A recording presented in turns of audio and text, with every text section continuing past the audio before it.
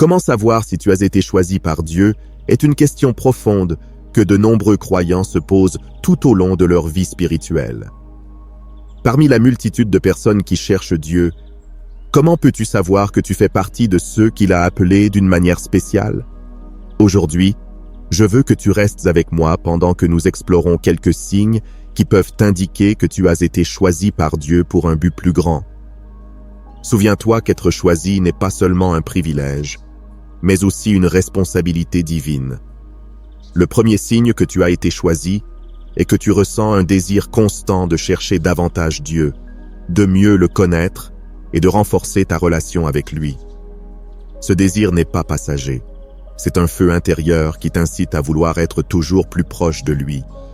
Comme l'exprime le psaume 42:1, « Comme un cerf soupire après des courants d'eau, ainsi mon âme soupire après toi, ô Dieu. » Ce cri est profond, un besoin de l'âme qui ne peut être satisfait que par la présence de Dieu. Si tu as déjà vu un cerf chercher désespérément de l'eau pour étancher sa soif, tu peux imaginer l'intensité de ce désir. Ce n'est pas seulement un simple intérêt pour la spiritualité, c'est un besoin vital, une recherche continue de quelque chose de plus grand, plus pur, plus élevé. Lorsque tu as été choisi par Dieu, tu ressens une insatisfaction pour les choses superficielles. Le monde n'a plus le même attrait. Les choses qui te remplissaient autrefois, comme les plaisirs temporaires, cessent d'être suffisantes. Il y a quelque chose dans ton esprit qui te pousse à désirer davantage Dieu. Ce désir peut se manifester de différentes manières. Un profond intérêt pour lire la Bible, une urgence à passer du temps en prière et un besoin de chercher sa volonté dans chaque aspect de ta vie. Il ne s'agit plus de remplir un devoir religieux ou une routine spirituelle. C'est une recherche authentique de la vérité, de l'amour de Dieu et de son dessein pour toi. Ce désir t'amène souvent à des moments de réflexion profonde. Il se peut que, même au milieu de tes occupations quotidiennes, tu ressentes ce besoin de t'arrêter, de trouver un espace pour parler avec Dieu ou simplement méditer sur sa parole. Romains 12:2 nous exhorte « Ne vous conformez pas au siècle présent, mais soyez transformés par le renouvellement de l'intelligence, afin que vous discerniez quelle est la volonté de Dieu, ce qui est bon, agréable et parfait. » Et c'est exactement ce que tu ressens. Tu ne te contentes pas de vivre comme tout le monde, car tu sais qu'il y a quelque chose au-delà, quelque chose que ton âme désire ardemment. Peut-être as-tu vécu des moments où tu sentais que ta vie spirituelle n'avançait pas comme tu l'espérais, et cela t'a rendu inquiet. Cependant, cette inquiétude fait partie du signe. Ce n'est pas une insatisfaction négative, c'est une impulsion divine qui t'invite à approfondir, à ne pas rester à la surface. Au lieu de te contenter d'une vie spirituelle médiocre, tu ressens l'appel à une relation plus intime avec Dieu. C'est ce que beaucoup décrivent comme la fin de Dieu, quelque chose que seuls ceux qui ont été touchés par son esprit peuvent véritablement expérimenter. De plus, ce désir te pousse également à chercher des réponses dans les Écritures. Tu te retrouves à explorer des passages bibliques que tu n'avais jamais considérés auparavant. Tu es fasciné par la manière dont Dieu se révèle dans sa parole et comment ces mots prennent vie dans ton propre cheminement quotidien. Hébreux 4:12 dit que la parole de Dieu est vivante et efficace, plus tranchante qu'une épée à double tranchant. Et c'est précisément l'expérience de ceux qui ont été choisis. La Bible n'est plus seulement un livre, elle devient une source de vie, un guide au milieu des ténèbres, une révélation constante du caractère de Dieu et de son dessein pour toi. Cet élan se manifeste aussi dans la manière dont tu te rapportes aux autres. Tu ressens le besoin de partager ce que Dieu fait dans ta vie, de parler de son amour, de sa grâce, de sa puissance.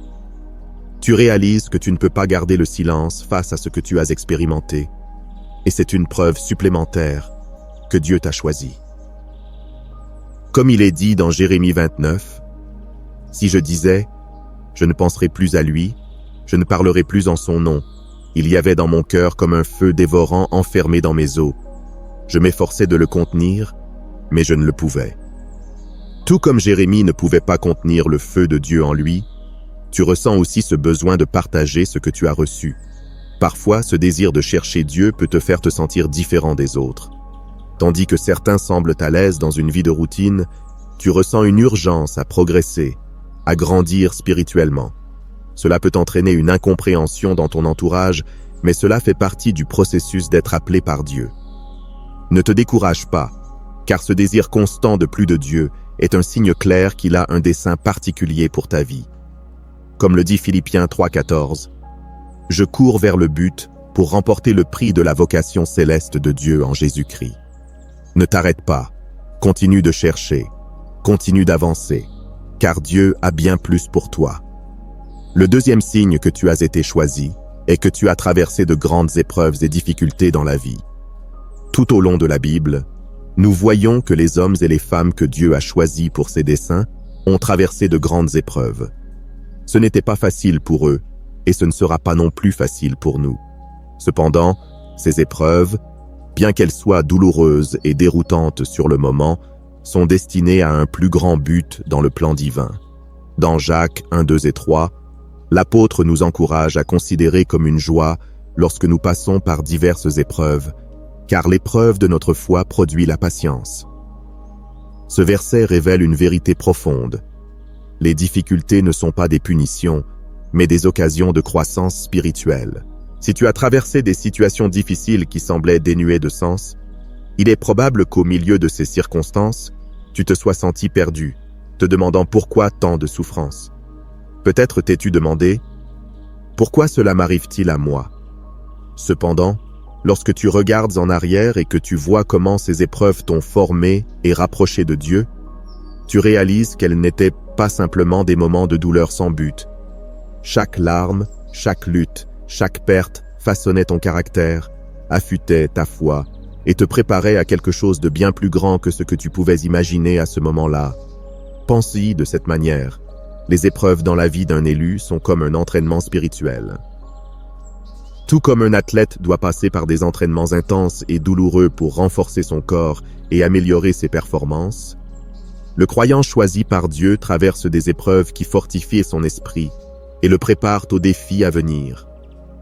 Dieu, dans son infinie sagesse, sait que nous ne pouvons pas accomplir l'appel qu'il a placé sur nous sans d'abord passer par un processus de formation.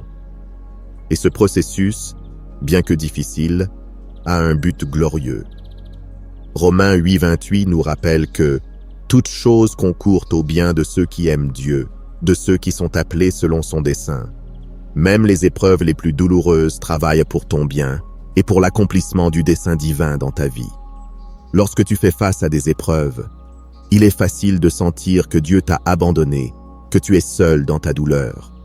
Mais rien ne pourrait être plus éloigné de la vérité. Dieu ne t'abandonne jamais dans tes moments de difficulté. En fait, ce sont les moments où il est le plus proche de toi, même si parfois tu ne le sens pas immédiatement. Il agit dans ta vie d'une manière que tu ne comprends peut-être pas maintenant, mais qui, avec le temps, révélera son dessein. C'est comme l'or qui passe par le feu. Le processus est douloureux, mais le résultat final est une pureté et une beauté qui n'auraient pu être atteintes autrement. 1 Pierre 1, 6 et 7 nous dit « C'est là ce qui fait votre joie, quoique maintenant, puisqu'il le faut, vous soyez attristés pour un peu de temps par diverses épreuves, afin que l'épreuve de votre foi, plus précieuse que l'or périssable, qui cependant est éprouvée par le feu, ait pour résultat la louange, la gloire et l'honneur, lorsque Jésus-Christ apparaîtra. » Les épreuves ne sont pas toujours faciles à surmonter. Il y a des moments où tu te sens complètement épuisé, des moments où tu te demandes si tu peux continuer. Il est normal de se sentir tenté d'abandonner, de penser que tu ne peux plus en supporter davantage.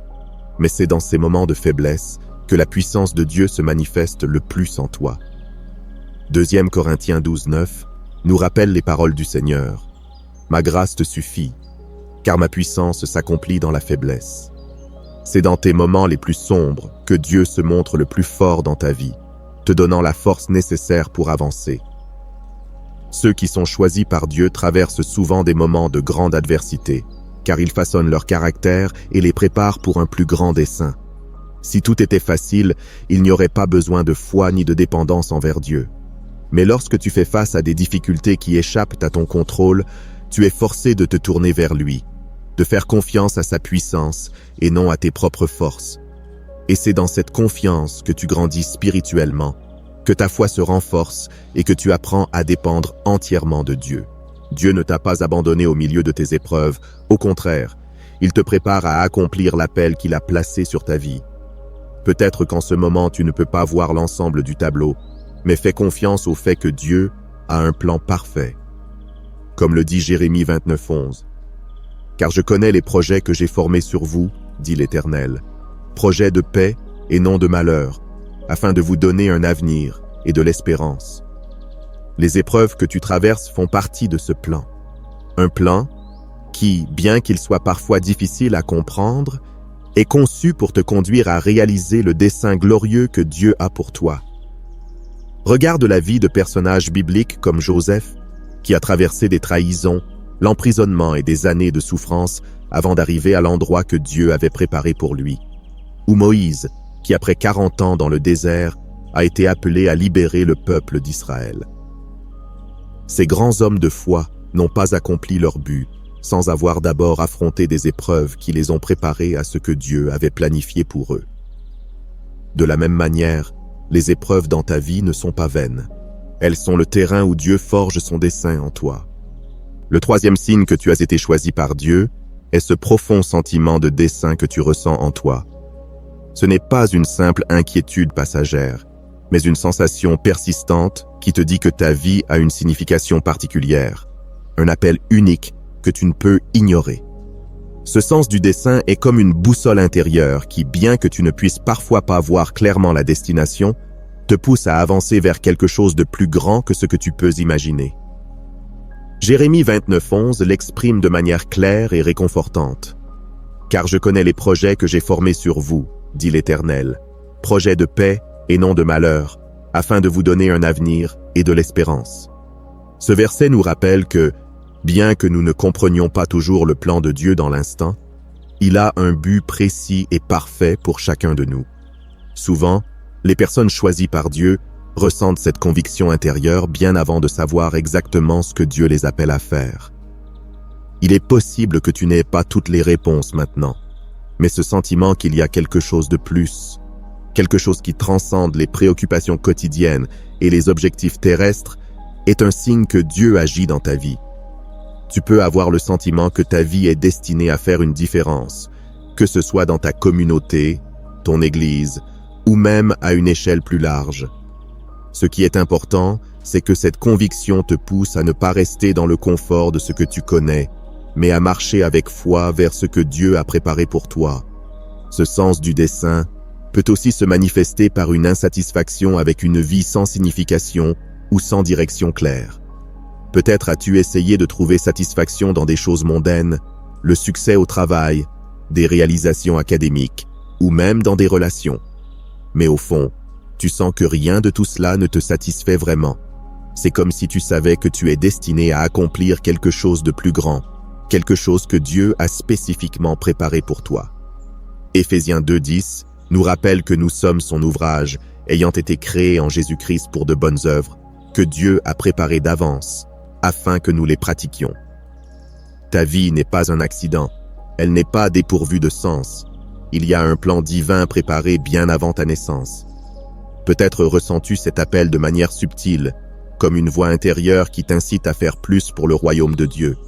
Ou peut-être le ressens-tu de manière plus forte, comme une urgence que tu ne peux ignorer. Quelle que soit l'intensité, ce sentiment profond est un rappel que tu n'es pas ici par hasard. Dieu a déposé en toi des dons et des talents qui sont destinés à un plus grand dessein.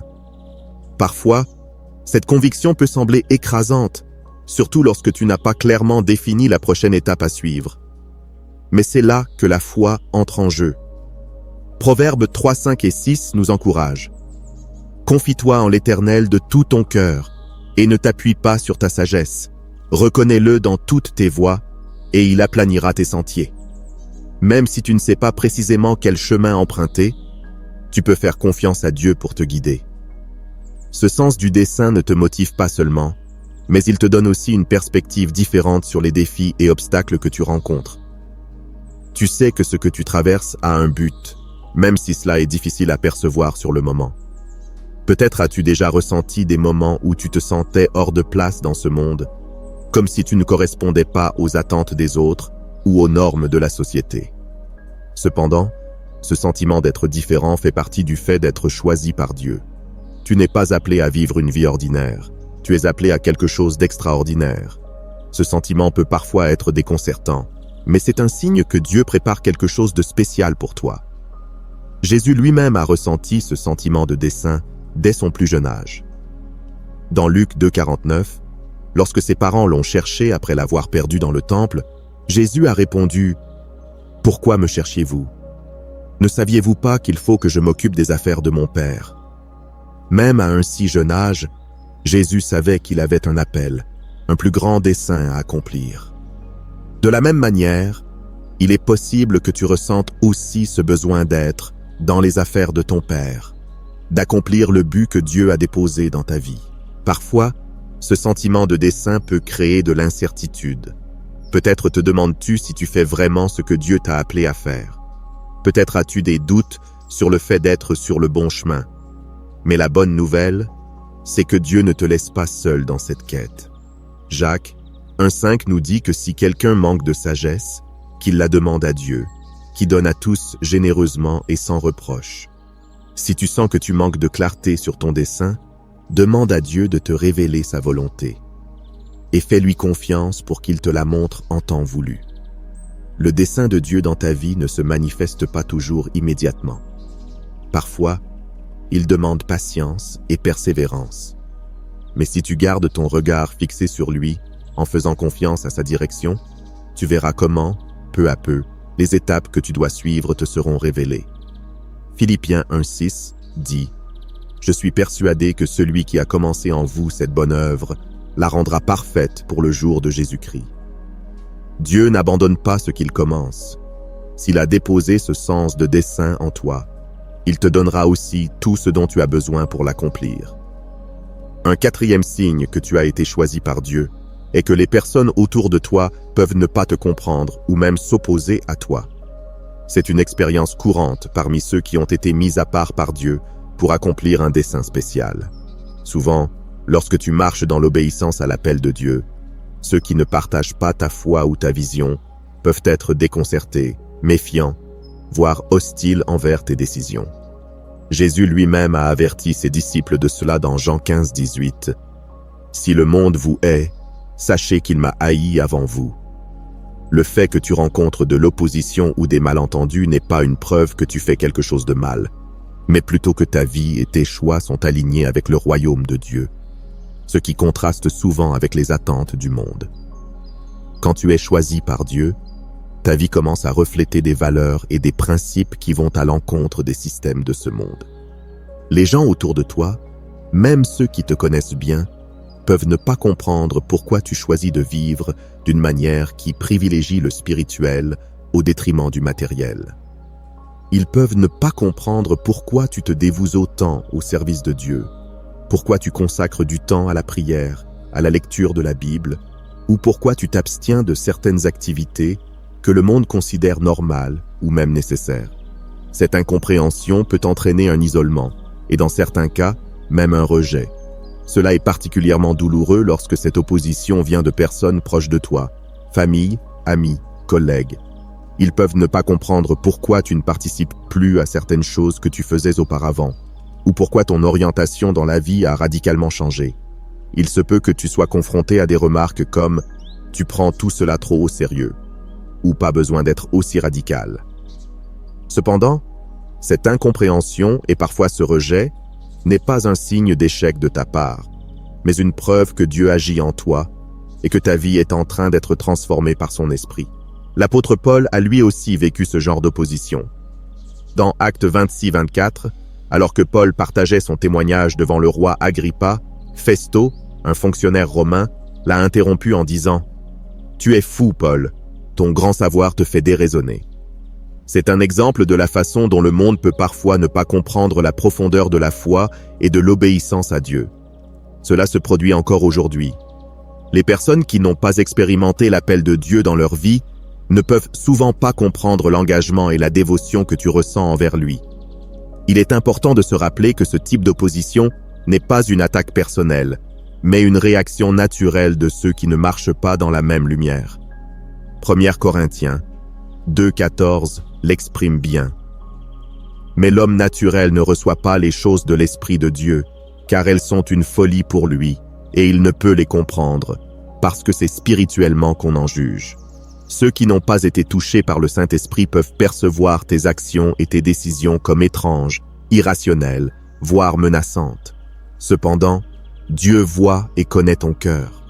Il sait quelles sont tes motivations pour le suivre, et il connaît aussi les sacrifices que tu as faits pour marcher dans sa volonté. Ce type d'opposition peut être difficile à supporter, surtout lorsque tu te sens rejeté par des personnes que tu aimes ou respectes. Cependant, il est essentiel de se rappeler que Jésus lui-même a expérimenté l'opposition et le rejet durant son ministère terrestre. Bien qu'il soit le Fils de Dieu, il a été incompris et haï par beaucoup. Il a dit à ses disciples que si le monde l'a haï, il les haïrait aussi. Cela nous montre que l'opposition fait partie du chemin des élus, et bien que cela soit douloureux, c'est aussi un rappel que tu marches sur la voie que Dieu a tracée pour toi. La vie de Joseph, dans le livre de la Genèse, est un autre exemple clair de cette vérité. Joseph a été incompris et haï par ses propres frères. Sa fidélité à Dieu et les rêves que Dieu lui avait donnés ont suscité l'envie et la haine. Il a été vendu comme esclave et envoyé en Égypte, mais malgré toutes les adversités, Dieu le préparait pour un dessein plus grand. Ce que ses frères ne comprenaient pas, c'est que, bien qu'il semblait lui faire du mal, en réalité, il contribuait à accomplir le plan de Dieu pour sa vie. Genèse 50:20.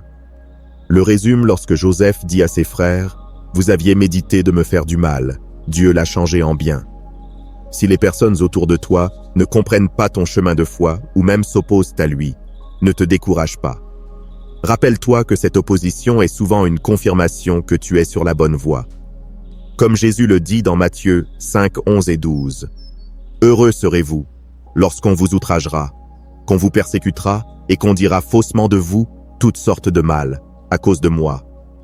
Réjouissez-vous et soyez dans l'allégresse, parce que votre récompense sera grande dans les cieux. » Chaque acte d'incompréhension, chaque parole de rejet est une opportunité de grandir dans ta foi et de te confier encore plus dans le plan que Dieu a pour toi. Dieu connaît ton cœur, et même si les autres ne le voient pas ou ne le comprennent pas, lui, il le fait. Il voit chaque sacrifice, chaque acte de foi et chaque décision que tu prends pour le suivre. Il se peut que ceux qui t'entourent ne voient pas le but plus grand derrière ce que tu fais, mais Dieu orchestre tout selon son plan parfait. À la fin, ce sera Dieu qui justifiera ta foi, et ceux qui se sont opposés à toi ou t'ont mal compris verront le fruit de ton obéissance. Le 5e signe que tu as été choisi est que lorsque tu es choisi par Dieu, tu commences à développer une sensibilité spirituelle unique. Cette sensibilité n'est pas quelque chose que tu peux acquérir par toi-même, mais c'est une œuvre du Saint-Esprit dans ta vie. Éphésiens 6:12 nous rappelle que notre combat n'est pas contre la chair et le sang, mais contre les principautés, les puissances et les dirigeants des ténèbres dans les lieux célestes. Cette bataille spirituelle est invisible pour beaucoup, mais ceux qui ont été appelés par Dieu ont souvent une plus grande conscience de cette réalité. Tu commences à discerner ce qui se passe dans le domaine spirituel d'une manière plus profonde et plus claire. Ce qui te semblait autrefois étrange ou sans importance devient maintenant plus évident, car tu comprends que des forces spirituelles sont en lutte constante dans le monde. Ceux qui ont été choisis par Dieu développent une capacité à discerner quand quelque chose ne va pas. Il se peut que tu te sois retrouvé dans des situations où tu sais simplement que quelque chose se passe sur le plan spirituel, même s'il n'y a pas de signes évidents. C'est comme si le Saint-Esprit te montrait ce qui se passe derrière le rideau, te révélant des vérités que d'autres ne peuvent pas voir. Ce don de discernement n'est pas quelque chose à prendre à la légère. Dieu t'équipe de cette capacité parce qu'il t'a appelé pour un but plus grand. Et tu dois être prêt à affronter les forces spirituelles qui tenteront de te détourner ou d'empêcher cet appel. Il se peut que tu ressentes une charge particulière dans ton cœur pour prier pour certaines personnes, situations ou même nations. Ce fardeau n'est pas une simple inquiétude, c'est quelque chose de plus profond un sentiment de responsabilité spirituelle. Lorsque tu as cette sensibilité spirituelle, tu es souvent poussé à intercéder, même si tu ne comprends pas toujours pourquoi. Le Saint-Esprit t'incite à prier parce qu'il te guide pour être un intercesseur dans la bataille spirituelle qui se déroule. Romains 8,26 dit « De même aussi l'Esprit nous aide dans notre faiblesse, car nous ne savons pas ce qu'il nous convient de demander dans nos prières. Mais l'Esprit lui-même intercède par des soupirs inexprimables. » C'est un rôle crucial que les élus jouent dans le royaume de Dieu, l'intercession par la prière. Souvent, ceux qui développent cette sensibilité spirituelle ressentent une inquiétude lorsqu'ils se trouvent dans des lieux ou des situations chargées d'influences négatives. Tu pourrais te retrouver dans un environnement où tout semble bien en surface, mais en toi, tu ressens qu'il y a quelque chose de spirituellement incorrect. Cette capacité à discerner les atmosphères et les personnes n'est pas pour juger, mais pour que tu sois préparé et alerté sur ce qui se passe au niveau spirituel. Dieu te donne cette perception pour que tu sois un guerrier en prière, prêt et alerte à ce qui se passe dans le domaine spirituel. Un bon exemple de cette sensibilité spirituelle dans la Bible est le prophète Élisée. Dans 2 Rois 6,17, lorsque le roi de Syrie envoya une armée pour capturer Élisée, son serviteur était terrifié en voyant les troupes entourant la ville. Mais Élisée, avec une sensibilité spirituelle aiguë, pria en disant « Éternel, ouvre ses yeux pour qu'il voie. » Et l'Éternel ouvrit les yeux du serviteur, qui vit la montagne pleine de chevaux et de chars de feu autour d'Élisée. Bien qu'au niveau physique tout semblait perdu, Élisée pouvait voir au-delà du visible, car il avait une sensibilité spéciale à ce qui se passait dans le domaine spirituel. Développer cette sensibilité spirituelle peut aussi avoir un coût émotionnel et mental. Ressentir le fardeau spirituel pour des personnes ou des situations peut être accablant. Parfois, tu peux avoir l'impression de porter un poids que les autres ne comprennent pas. Mais souviens-toi que Dieu t'a donné ce fardeau parce qu'il a confiance en toi pour le porter dans la prière et combattre sur le plan spirituel. Il te forme pour devenir un guerrier spirituel, non seulement pour toi-même, mais aussi pour ceux qui t'entourent.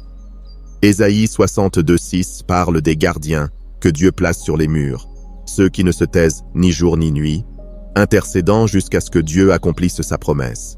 Peut-être es-tu l'un de ces gardiens, appelé à être vigilant, à intercéder et à combattre dans la prière pour la victoire spirituelle. De plus, cette sensibilité spirituelle ne se manifeste pas uniquement dans la prière ou l'intercession, mais aussi dans la manière dont tu vis ta vie quotidienne. Peut-être ressens-tu un besoin accru d'être plus attentif à ce que tu permets dans ta vie, ce que tu regardes, ce que tu écoutes, et les personnes avec lesquelles tu t'associes. Tu sais que les influences spirituelles ne sont pas toujours évidentes, mais elles peuvent affecter ta marche avec Dieu. Ce discernement te guide vers des décisions sages, te gardant à l'écart de ce qui pourrait souiller ton esprit et t'approchant de Dieu. De même, cette sensibilité spirituelle est un signe clair que le Saint-Esprit agit en toi et t'équipe pour l'œuvre que Dieu a préparée pour toi. Ce n'est pas quelque chose que tu dois ignorer ou minimiser. Au contraire, c'est un outil puissant que Dieu t'a donné pour que tu puisses accomplir son dessein dans ta vie. Éphésiens 6,13 nous rappelle que nous devons prendre toutes les armes de Dieu afin de pouvoir résister dans le mauvais jour et tenir ferme après avoir tout surmonté. Une partie de cette armure inclut le discernement et la sensibilité spirituelle qui te permettent d'être alerte et prêt pour toute bataille que tu pourrais affronter. Le 6e signe que tu es un élu de Dieu est que tu ressens un appel profond à l'obéissance, même lorsque cette obéissance implique un sacrifice. Cet appel n'est pas quelque chose que tu peux ignorer ou minimiser, car ceux qui sont appelés par Dieu comprennent que le suivre ne sera pas toujours un chemin facile, mais c'est le seul chemin qui leur apportera une véritable paix et satisfaction spirituelle. Romains 12. Exprime clairement la nature de ce type d'obéissance. Je vous exhorte donc, frères, par les compassions de Dieu, à offrir vos corps comme un sacrifice vivant, saint, agréable à Dieu, ce qui sera de votre part un culte raisonnable. Cette invitation à présenter nos corps, c'est-à-dire toute notre vie, comme un sacrifice vivant à Dieu, est un signe que nous sommes prêts à abandonner tout ce que nous sommes et ce que nous avons en obéissance à sa volonté. Ceux qui sont choisis par Dieu comprennent que l'obéissance n'est pas toujours confortable ni pratique. En fait, cela implique souvent de renoncer à ce que le monde offre ou à ce que nous désirons nous-mêmes. Cela peut signifier abandonner des ambitions personnelles, des relations qui ne te rapprochent pas de Dieu, ou des chemins qui semblent plus faciles, mais qui ne sont pas alignés avec le plan divin. Cependant, à chaque décision difficile, le Saint-Esprit te guide pour choisir le chemin que Dieu a tracé pour toi, sachant que ce sacrifice temporaire a un objectif éternel. Ce type d'obéissance est ce qui distingue ceux qui ont été appelés par Dieu, tandis que d'autres peuvent choisir ce qui est pratique ou populaire. Les élus choisissent ce qui est juste aux yeux de Dieu, même si cela implique des pertes ou des souffrances. Un exemple clair de ce type d'obéissance sacrificielle se trouve dans la vie d'Abraham. Dieu lui a demandé de sacrifier son fils Isaac, la promesse même que Dieu lui avait donnée. Malgré la douleur et l'incompréhension, Abraham a décidé d'obéir à Dieu, car il avait confiance en son caractère et en ses promesses. Hébreux 11:17 nous rappelle cet acte de foi et d'obéissance. C'est par la foi qu'Abraham, mis à l'épreuve, offrit Isaac, et il offrit son fils unique, lui qui avait reçu les promesses. Abraham ne savait pas exactement comment Dieu accomplirait sa promesse, mais il savait qu'obéir à Dieu était ce qu'il y avait de plus important. Cette disposition à obéir, même lorsque nous ne comprenons pas pleinement pourquoi, est un signe que tu as été choisi et que Dieu est en train de forger quelque chose de plus grand dans ta vie. L'obéissance exige souvent de sacrifier non seulement nos désirs, mais aussi notre confort. Parfois, Dieu nous appelle à sortir de notre zone de confort et à accomplir des choses qui nous effraient ou qui semblent difficiles à gérer. Il se peut que Dieu t'appelle à servir dans un domaine qui t'intimide, à parler à des personnes que tu éviterais normalement, ou à donner de ton temps et de tes ressources lorsque tu préférerais les garder pour toi. Cependant, lorsque tu ressens cet appel à obéir, tu ressens aussi la conviction que ce sacrifice n'est pas vain. Jésus lui-même nous a donné l'exemple suprême d'obéissance sacrificielle dans le jardin de Gethsémanée lorsqu'il a prié « Mon Père, s'il est possible, que cette coupe s'éloigne de moi. Toutefois, non pas ce que je veux, mais ce que tu veux. » Matthieu 26:39. L'obéissance de Jésus, même jusqu'à la mort sur la croix, nous rappelle que le plus grand sacrifice est aussi la plus grande expression d'amour et de dévotion envers Dieu. Lorsque tu es choisi, cet appel à l'obéissance devient une partie fondamentale de ta marche avec Dieu. Ce n'est pas quelque chose que tu peux ignorer ou négocier. Parfois, cette obéissance implique d'attendre Dieu, de faire confiance à ses temps, même lorsque tout autour de toi semble te dire d'agir par toi-même. C'est dans ces moments d'attente et d'abandon que Dieu façonne ton caractère, t'enseignant à dépendre entièrement de lui. L'obéissance implique une confiance totale dans le fait que Dieu sait ce qui est le mieux pour toi, même lorsque tes émotions et tes circonstances te disent le contraire. Proverbes 3:5 et 6 nous exhortent « Confie-toi en l'Éternel de tout ton cœur, et ne t'appuie pas sur ta propre intelligence. Reconnais-le dans toutes tes voies, et il aplanira tes sentiers. » Cette confiance en Dieu est la base sur laquelle se construit l'obéissance des élus.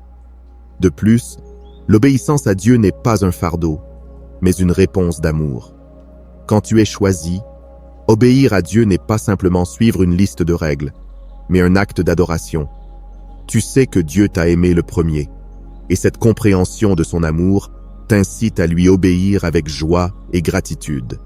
L'apôtre Jean l'exprime clairement dans 1 Jean 5:3. Car l'amour de Dieu consiste à garder ses commandements, et ses commandements ne sont pas pénibles.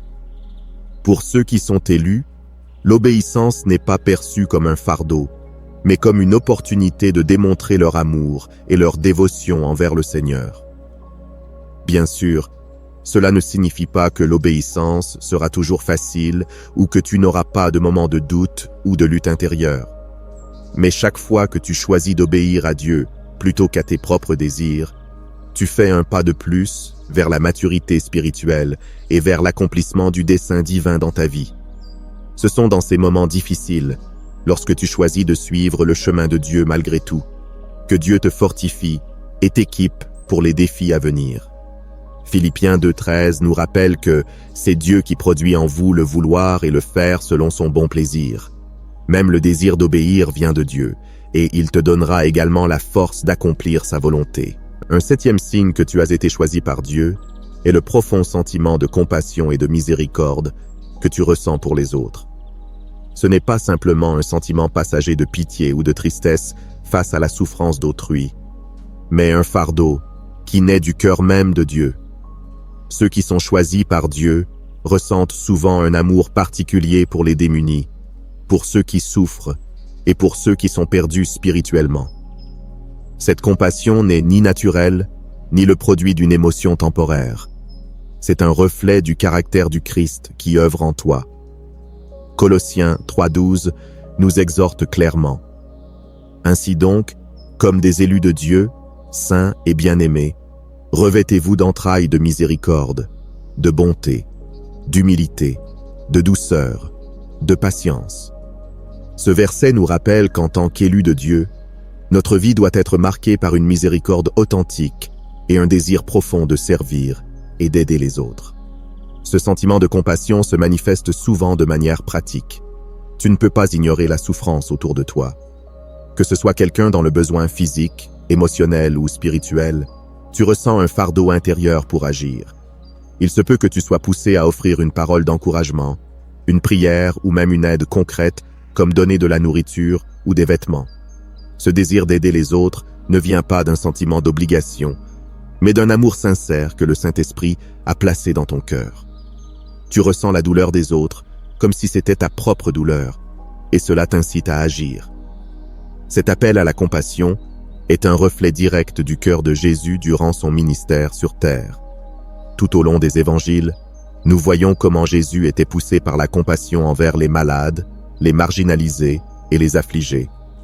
Dans Matthieu 9,36, nous lisons « Voyant la foule, il fut ému de compassion pour elle, parce qu'elle était languissante et abattue, comme des brebis qui n'ont pas de berger. » Jésus ne se contentait pas de voir la souffrance, mais sa compassion l'incitait à agir, à guérir, à enseigner et à consoler. De la même manière, lorsque tu es choisi par Dieu, tu ressens cette même compassion, non pas parce que tu es plus empathique que les autres, mais parce que l'Esprit de Christ vit en toi et te pousse à refléter son amour dans chaque situation. Cette compassion t'amène également à prier avec ferveur pour ceux qui traversent des moments difficiles. Tu sais que, même si tu ne peux pas toujours résoudre les problèmes des autres par toi-même, tu peux intercéder pour eux devant Dieu. La prière pour les autres devient une partie intégrante de ta vie, non seulement parce que tu te soucies d'eux, mais aussi parce que tu comprends que la puissance de Dieu peut transformer des vies.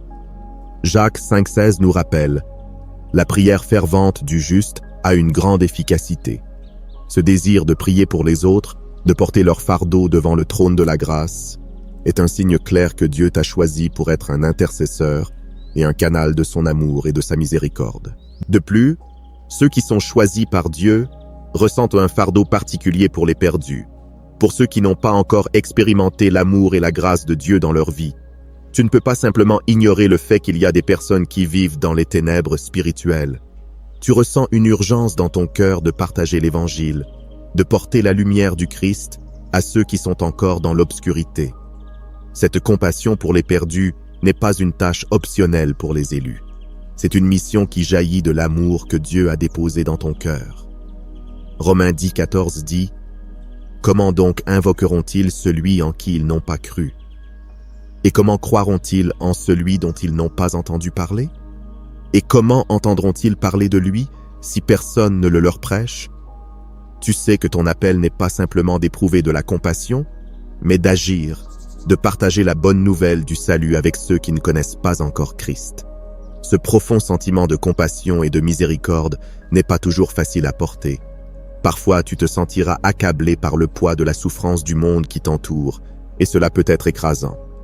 Mais souviens-toi que tu n'es pas appelé à porter ces fardeaux par toi-même. Première.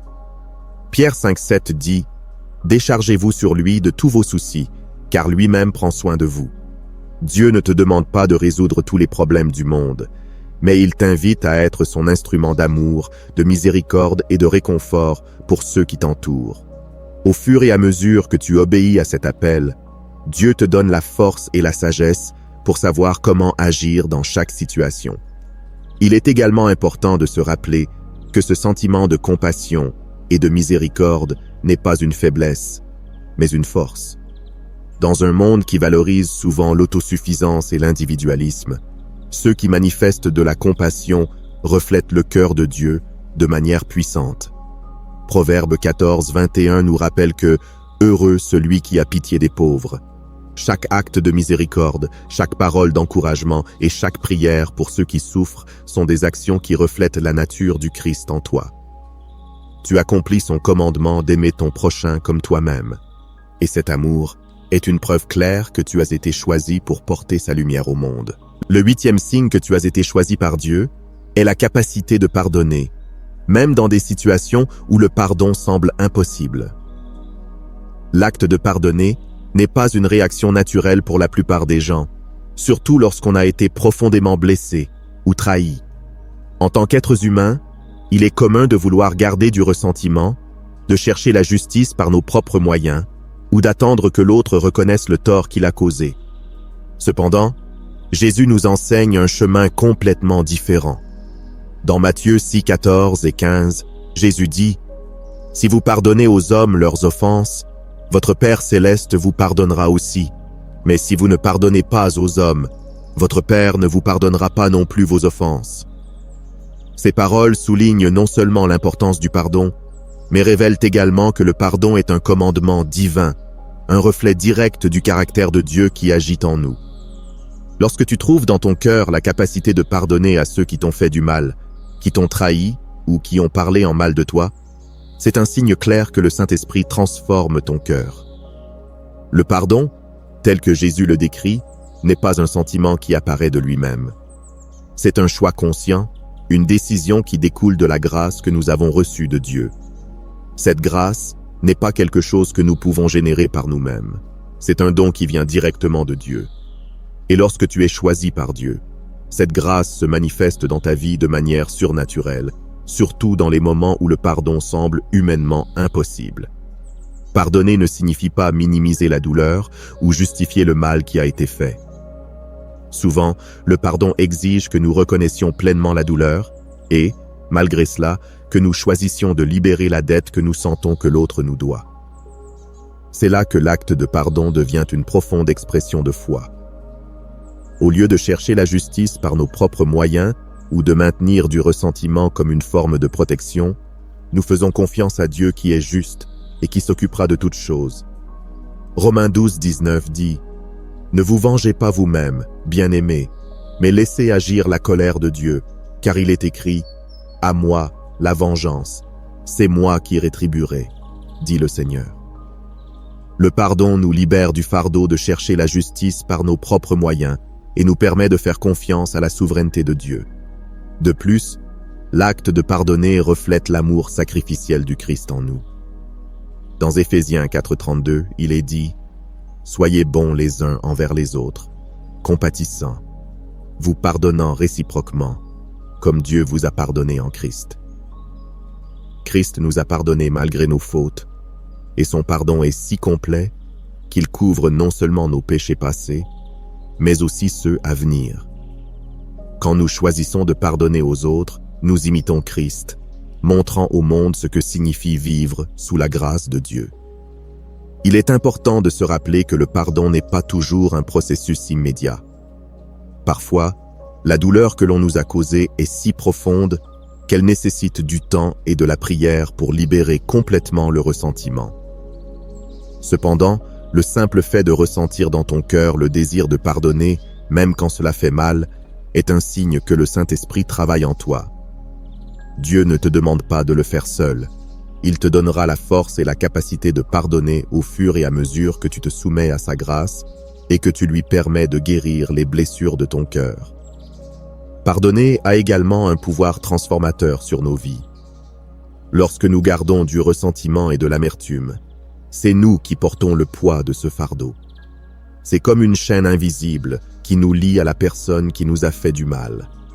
Cependant, quand nous choisissons de pardonner, nous nous libérons de ce poids, permettant à la paix de Dieu de régner dans nos cœurs. Colossiens 3,13 nous rappelle « Supportez-vous les uns les autres, et si l'un a sujet de se plaindre de l'autre, pardonnez-vous réciproquement. De même que Christ vous a pardonné, pardonnez-vous aussi. » L'acte de pardonner ne profite pas seulement à la personne à qui nous pardonnons, mais il apporte également liberté et guérison à notre propre âme. Un puissant exemple de pardon se trouve dans la vie de Joseph. Ses frères l'ont vendu comme esclave, le trahissant de la manière la plus cruelle qui soit. Cependant, des années plus tard, lorsqu'il a eu le pouvoir de se venger, Joseph a choisi de leur pardonner. Dans Genèse 50:20, Joseph dit à ses frères « Vous aviez médité de me faire du mal. Dieu l'a changé en bien pour accomplir ce qui arrive aujourd'hui, pour sauver la vie à un peuple nombreux. » Joseph a compris que, bien qu'il ait été profondément blessé, Dieu avait un plan plus grand. Sa capacité à pardonner non seulement a restauré sa relation avec sa famille, mais a également permis l'accomplissement du plan de Dieu. Dans nos propres vies, le pardon peut être un véritable défi, surtout lorsque la douleur est récente ou lorsque la blessure provient de quelqu'un en qui nous avions profondément confiance. Cependant, le pardon est un signe de maturité spirituelle et montre que nous marchons dans les pas de Jésus. Lorsque nous pardonnons, nous choisissons de vivre dans la liberté que Christ a remportée pour nous à la croix. Nous déclarons que l'amour de Dieu en nous est plus fort que toute offense qui nous a été faite. Enfin, le pardon est une démonstration de l'œuvre du Saint-Esprit dans nos vies. Nous ne pouvons pas pardonner par notre propre force, mais lorsque nous laissons le Saint-Esprit prendre le contrôle, il nous donne la capacité de faire ce qui, humainement, semblerait impossible. Galates 5:22 nous dit que l'un des fruits de l'Esprit est la paix, et cette paix est un résultat direct d'une vie de pardon. Au fur et à mesure que tu marches dans le pardon, tu verras comment Dieu transforme non seulement tes relations, mais aussi ton propre cœur, en le remplissant de sa paix et de sa grâce. Le 9e signe que tu as été choisi est que, malgré tes imperfections et tes échecs, tu ressens une conviction profonde que Dieu travaille en toi pour te mener à la sainteté. C'est l'un des signes les plus encourageants d'être élu, car il révèle que Dieu ne t'a pas choisi pour ta perfection, mais pour sa grâce. Philippiens 1:6 nous donne une promesse qui soutient de nombreux croyants. « Je suis persuadé que celui qui a commencé en vous cette bonne œuvre la rendra parfaite pour le jour de Jésus-Christ. » Ce verset est un rappel constant que bien que nous ne soyons pas encore ce que nous devrions être, Dieu n'a pas fini de travailler en nous. Il œuvre continuellement dans nos vies, nous façonnant, nous corrigeant et nous menant vers la sainteté. Nous faisons tous des erreurs, nous tombons, et parfois nous nous éloignons du but que Dieu a pour nos vies. Cependant, ceux qui sont choisis par Dieu ressentent une conviction constante que, malgré leurs échecs, Dieu continue de les appeler. Ce sentiment n'est pas une simple culpabilité ou honte pour les erreurs commises, mais une voix intérieure qui te rassure que Dieu ne t'a pas abandonné. C'est une certitude que, même si tu te sens brisé ou indigne, Dieu continue de travailler dans ta vie, utilisant chaque défi et chaque chute comme une opportunité pour te façonner davantage à l'image du Christ. Il est possible que dans ton parcours spirituel, tu aies vécu des moments de frustration, te sentant loin de là où tu pensais devoir être. Peut-être que tu te compares à d'autres qui semblent tout avoir sous contrôle, et tu te demandes pourquoi tu continues à lutter contre certaines faiblesses ou péchés. Cependant, c'est précisément dans ces moments de lutte que Dieu te montre sa grâce et sa patience. La sainteté n'est pas un processus instantané, c'est un voyage qui dure toute la vie. Hébreux 12:10 nous rappelle que Dieu nous discipline pour notre bien, afin que nous participions à sa sainteté. Dieu ne s'inquiète pas uniquement de ton succès terrestre. Son plus grand désir est ta sainteté, et il s'est engagé à œuvrer en toi jusqu'à ce que cet objectif soit atteint. Cette conviction que Dieu continue de travailler en toi, même lorsque tu échoues, est un signe clair que tu as été choisi. Souvent, l'ennemi essayera de te convaincre que tu n'es pas digne d'être utilisé par Dieu, que tes erreurs te disqualifient. Mais lorsque tu ressens cette conviction persistante que Dieu n'a pas fini avec toi, c'est une preuve que le Saint-Esprit est en toi, te guidant vers la voie de la sainteté. Ésaïe 41:10 dit « Ne crains rien, car je suis avec toi. Ne promène pas des regards inquiets, car je suis ton Dieu. Je te fortifie, je viens à ton secours, je te soutiens de ma droite triomphante. Dieu ne te laisse pas seul dans ta lutte pour la sainteté. Il te soutient et te donne la force dont tu as besoin pour continuer, même lorsque tu tombes. L'un des exemples les plus puissants de cette conviction se trouve dans la vie de l'apôtre Pierre. Pierre a renié Jésus 3 fois dans un moment crucial, une faute qui aurait pu détruire sa relation avec Christ. Pourtant, après sa résurrection, Jésus est allé chercher Pierre pour le restaurer, lui rappelant que sa mission n'était pas terminée. Dans Jean 20 et 1,17, Jésus demande à Pierre, « Simon, fils de Jonas, m'aimes-tu » Malgré sa trahison, Jésus n'avait pas fini avec Pierre.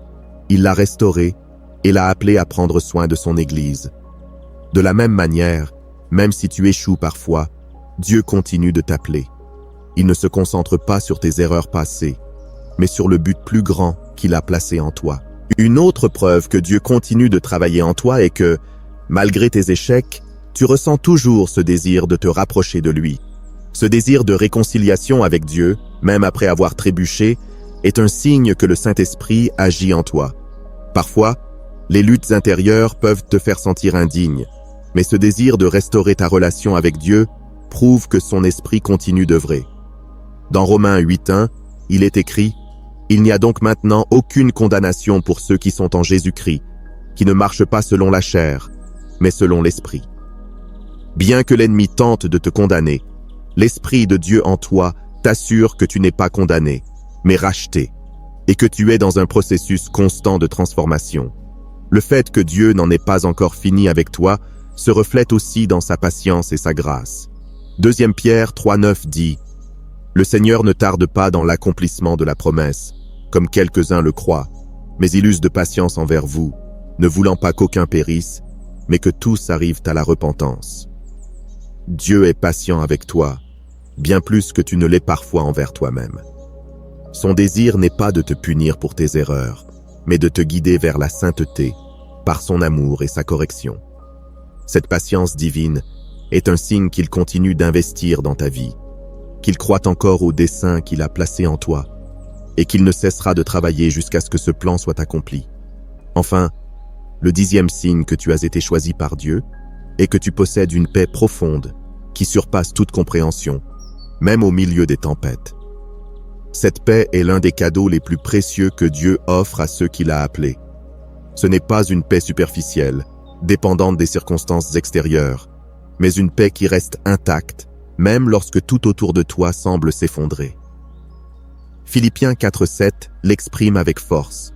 « Et la paix de Dieu, qui surpasse toute intelligence, gardera vos cœurs et vos pensées en Jésus-Christ. » Cette paix est inexplicable d'un point de vue humain, car elle n'a pas de sens pour ceux qui ne connaissent pas Dieu, de voir quelqu'un rester calme face aux épreuves, aux pertes ou aux situations qui défient la logique. Pourtant, pour les élus, cette paix est constante, car elle ne dépend pas des événements extérieurs, mais de la présence de Dieu dans leur vie. La paix de Dieu ne signifie pas que tu seras exempt de problèmes ou de difficultés. Jésus lui-même a dit dans Jean 16:33, « Vous aurez des tribulations dans le monde, mais prenez courage, j'ai vaincu le monde. » Il est inévitable que nous fassions face à des tempêtes dans nos vies, maladies, difficultés financières, relations brisées et autres défis qui nous secouent. Cependant, ce qui distingue les élus, c'est que, malgré les difficultés, ils expérimentent une paix intérieure qui ne peut être ébranlée. C'est une certitude profonde que peu importe ce qui se passe, Dieu est aux commandes. Tu sais que, même si tu ne comprends pas tout ce qui t'entoure, Dieu te tient dans sa main, et cela suffit pour te maintenir ferme. Si tu as ressenti cette paix au milieu des épreuves les plus difficiles de ta vie, tu peux être sûr que c'est un signe clair que Dieu est avec toi. Cette paix n'est pas quelque chose que tu peux créer par toi-même. Ce n'est pas le résultat d'une pensée positive ou d'un effort pour rester optimiste. C'est une paix qui ne peut venir que de Dieu, car elle est un don du Saint-Esprit. Galates 5:22 mentionne que l'un des fruits de l'Esprit est la paix. Lorsque Dieu t'a choisi, son Esprit agit en toi de telle manière que, Même dans les moments les plus sombres, tu peux trouver du réconfort et de la sérénité en sa présence. Pense-le de cette manière. C'est comme être sur un bateau au milieu d'une tempête violente, avec des vagues qui semblent menacer de le submerger à tout moment. Pour quelqu'un qui ne connaît pas Dieu, cette tempête est une source de désespoir. Mais pour toi, qui as été choisi, c'est comme si tu savais que, bien que les vagues te frappent, Jésus est dans ton bateau, et tant qu'il est avec toi, rien ne pourra te détruire. C'est exactement ce qui s'est passé dans l'histoire où Jésus calme la tempête dans Marc 4,39. Malgré la peur des disciples, Jésus s'est levé et a dit au vent et à la mer, « Silence, tais-toi » et aussitôt, tout s'est calmé. De la même manière, dans ta vie, la présence de Jésus a le pouvoir d'apporter calme et paix au milieu de n'importe quelle tempête. Cette paix profonde se manifeste également dans ta manière d'aborder les décisions difficiles. Lorsque tu fais face à des situations incertaines ou à des moments de crise, au lieu d'être consumé par l'anxiété ou la peur, tu te sens serein, sachant que Dieu a déjà le contrôle. Proverbes 3, 5 et 6 dit « Confie-toi en l'Éternel de tout ton cœur et ne t'appuie pas sur ta propre intelligence. Reconnais-le dans toutes tes voies et il aplanira tes sentiers. » C'est cette confiance en Dieu qui génère cette paix. Même si tu ne sais pas toujours quelle sera la prochaine étape ou comment les choses se résoudront, tu as foi que Dieu a un plan et qu'il te guidera. Cette confiance te permet de te reposer dans sa promesse que tout concourra au bien, comme nous l'assure Romains 8, 28. Nous savons du reste que toute chose concourt au bien de ceux qui aiment Dieu. L'une des plus belles manières dont tu peux expérimenter cette paix est lorsque tu traverses des épreuves qui devraient normalement te déstabiliser complètement, mais que, malgré cela, tu ressens une calme inexplicable. Peut-être as-tu vécu une perte significative, un diagnostic médical effrayant ou une trahison profonde, et bien que cela te fasse souffrir, il y a une paix qui demeure au plus profond de toi. C'est la paix de Dieu qui garde ton cœur et ton esprit. Ce n'est pas que tu ignores la réalité de tes problèmes, mais ta perspective est différente, car tu sais que tu n'es pas seul. Dieu est avec toi, et cela te donne une force intérieure que le monde ne peut comprendre. Tout au long de la Bible, nous voyons des exemples d'hommes et de femmes qui, bien qu'ils aient affronté des situations impossibles, sont restés en paix parce qu'ils savaient que Dieu était avec eux. L'un de ces exemples est le roi David. Dans beaucoup de ses psaumes, David parle des difficultés auxquelles il a fait face, des ennemis qui le poursuivaient au moment de profonde détresse. Pourtant, malgré tout, David déclarait sans cesse sa confiance en Dieu. Dans le psaume 23,4, David dit « Quand je marche dans la vallée de l'ombre de la mort, je ne crains aucun mal, car tu es avec moi. » C'est cette même paix que ressentent les élus de Dieu, une paix qui leur permet de traverser les vallées les plus sombres sans crainte, car ils savent que Dieu marche à leur côté. Enfin, cette paix est aussi un témoignage pour les autres. Quand les personnes autour de toi voient qu'en dépit des épreuves et des défis, tu conserves une attitude calme et confiante, elles se demandent comment cela est possible. Cette paix devient une opportunité pour partager ta foi et parler du Dieu qui te soutient. Dans Jean 14, 27, Jésus a dit « Je vous laisse la paix, je vous donne ma paix. Je ne vous la donne pas comme le monde donne. Que votre cœur ne se trouble point et ne s'alarme point. La paix que Dieu te donne est différente de tout ce que le monde peut offrir. C'est une paix qui transcende les circonstances. Et lorsque les autres la voient dans ta vie, c'est un puissant témoignage de l'amour et de la puissance de Dieu. Tout au long de cette vidéo, nous avons vu comment Dieu manifeste son appel dans nos vies à travers différents signes, du désir profond de rechercher Dieu à la capacité de pardonner, en passant par la paix qui surpasse toute compréhension. Ces signes sont le reflet de son œuvre transformatrice dans ceux qui ont été choisis par lui. Bien que le chemin ne soit pas exempt d'épreuves, chaque défi est une opportunité de nous rapprocher davantage de son dessein. À travers l'obéissance, la compassion, le sacrifice et la certitude que Dieu n'a pas encore fini avec nous, nous voyons comment son amour et sa grâce nous façonnent et nous équipent pour accomplir son plan divin dans nos vies. Prions ensemble. Seigneur, nous te remercions de tout notre cœur de nous avoir choisis comme l'un de tes enfants. Merci, car malgré nos échecs et imperfections, tu continues d'œuvrer en nous, nous guidant vers la sainteté et fortifiant notre marche avec toi. Que ta paix, ton amour et ta sagesse nous guident chaque jour et que nous puissions toujours refléter ta lumière aux autres. Au nom de Jésus, Amen.